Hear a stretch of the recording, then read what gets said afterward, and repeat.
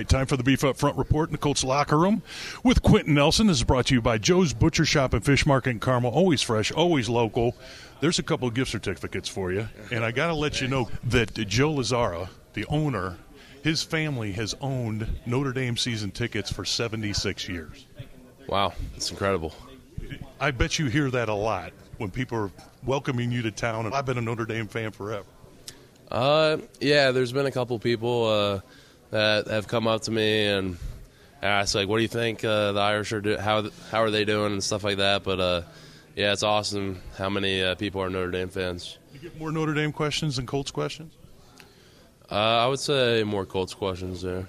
Yeah, well, after that big win, that's pretty good. By the way, butcher shop. You been to a butcher shop? You ever go? You a big grill guy? Meat, fish, chicken? What do you like?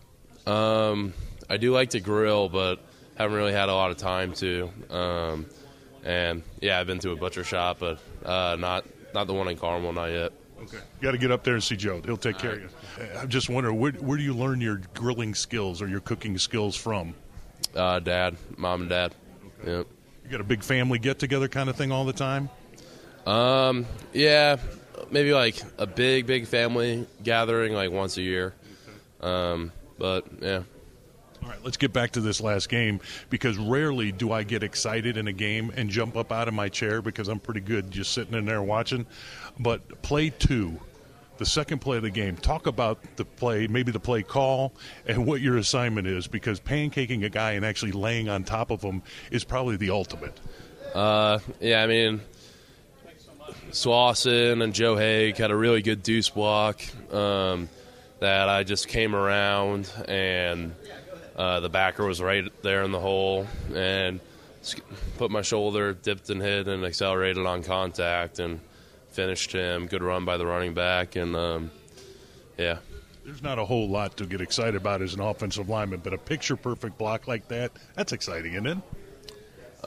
Yeah, but I mean, there's a lot more plays in the game, so you just go and put it behind you and on to the next one. Move on to the next one. How would you describe this offense right now? Because it does seem to be something to getting you out and about and knocking down linebackers. I would say that our offense, we have a good offense, and we have a lot to clean up too, and we have a lot more potential and can be so much better as an offense. But I'm really happy with how we've been performing. I think we've been doing a pretty good job. Yeah, it's gotten better every week. 24th, I think, in the league after 2 weeks in rushing the football, but, that'll come, right? Is there a number of runs each week that you'd like to see? I think it's like 30. If you could run 30 times in a game, you're going to win most of them. Yeah, I mean, I've been really happy with the play calling. I feel like we've been pretty balanced for the most part. I mean, Cincinnati, we were down, so we had to pass a bit.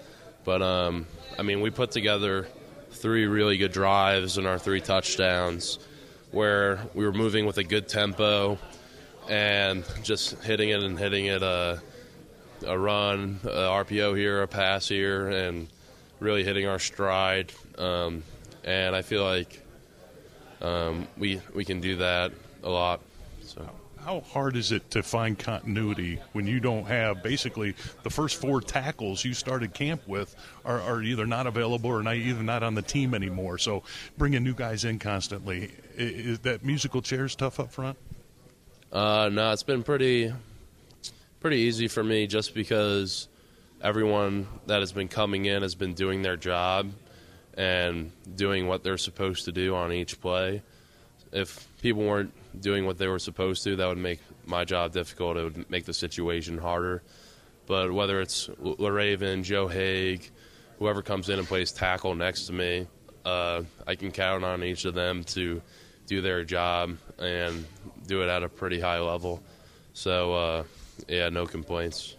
It's going to have to be at a high level. Now you get the defending Super Bowl champion. You start out with Geno Atkins. Now you're going to get a couple of really good guys that play defensive tackle too. So baptism by fire. Is that something you look forward to? You relish that? Yeah, just been taking it 1 week at a time. We talk about having a faceless opponent and not worrying about who's across the ball from you. I mean, it's a defender that's going to do their job to the best of their ability, and I mean, you just need to worry about yourself, your technique, your job, and helping your teammates on the offensive line out. As you transition from college to pro, what's the biggest thing you still need to work on, do you think? What was the biggest surprise, maybe the hardest thing to going against some of these defensive linemen? I would say I just need to work on being more consistent and work on my technique. And if I can improve on that, I'll do better each and every week. Slow jam, we like to find out the guy's favorite slow jam, romantic music, the thing you put on to, you're romancing your girl, something like that. You got a girlfriend? I do have a girlfriend. What song, what title, what group do you go to? Probably country. 100% country? For the most part. Maybe Tim McGraw or George Strait or Kenny Chesney song.